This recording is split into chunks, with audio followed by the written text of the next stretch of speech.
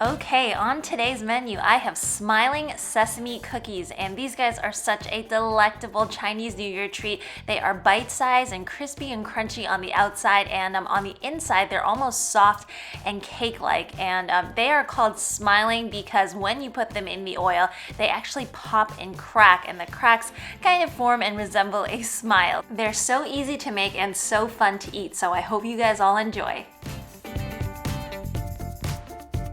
Okay, so to start off with, I have a little over a half a cup of cake flour, and then to that I'm going to add some baking powder, some baking soda, and some sugar. Recipe is going to be all down below. So just mixing that together with your hands, and then I'm working on some of the wet ingredients. So right here I have about a half a teaspoon of custard powder that I've mixed with some water, and I'm adding 1 tablespoon of vegetable oil to that. And this more or less is going to be my egg substitute. It provides some nice vanilla flavor as well as some coloring, so that goes in.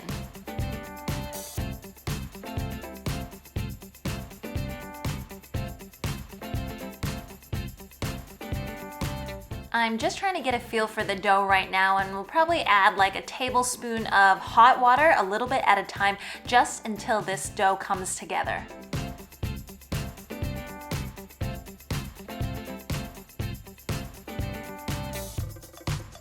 This gets kneaded onto a work surface, I'd say for about 3 to 4 minutes, up until the ball is somewhat smooth. I don't need it to be completely smooth. This is really gonna get covered in sesame seeds and then fried afterwards. So afterwards, I'm just gonna put this aside and let it rest for about an hour.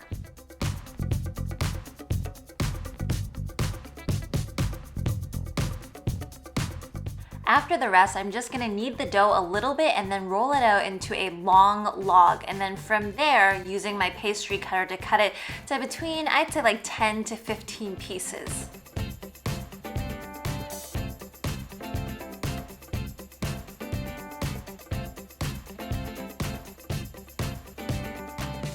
Because these are sesame balls, you are going to casually roll it into a ball shape. Now, they don't have to be smooth, they don't have to be perfect, and in fact, if they do have little cracks in them, it will actually help them crack later when they get into the oil. So right there onto the side, I have about a 1/4 cup of sesame seeds, and I'm just gonna roll each of the dough balls in it. And I've actually figured out that the best way to get the sesame seeds to stay on is to really press them in there from the get-go, and then afterwards, roll the sesame balls around in your hands one more time just to make sure that the seeds get really like inside and stuck to the dough so that they don't fall off while frying.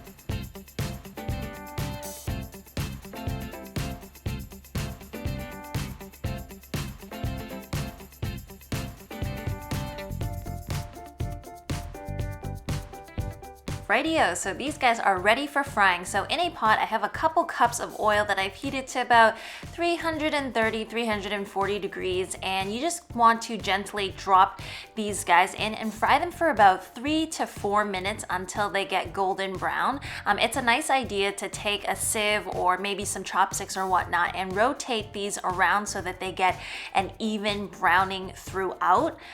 One thing that you do want to avoid is oil that is overly hot, because then these guys will turn brown immediately and you actually still have some dough towards the center to cook. Not to mention the smile, the cracking portion of it actually comes towards the end. So you have to make sure that these guys can withstand at least 3 to 4 minutes so that they don't get overly brown.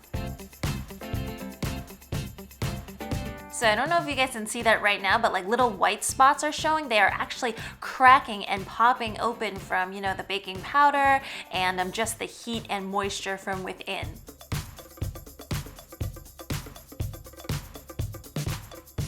Afterwards, you just want to properly drain these guys out on a paper towel so that they do not get oily.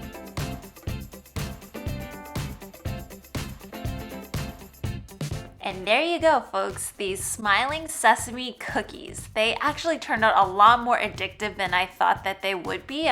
Originally, I thought that they were just all crunchy, but again, these guys are crunchy on the outside, but cakey and soft on the inside, and they are delicious, flavored with that custard that I used instead of the egg. Just so good, and so fun to eat as well. Anyways, guys, I hope you enjoyed these Chinese New Year sesame cookies and that you guys might try making it during the new year. As usual, if you want to see more recipes like this, remember to hit that like and subscribe button, and I will see you guys again next time. Bye!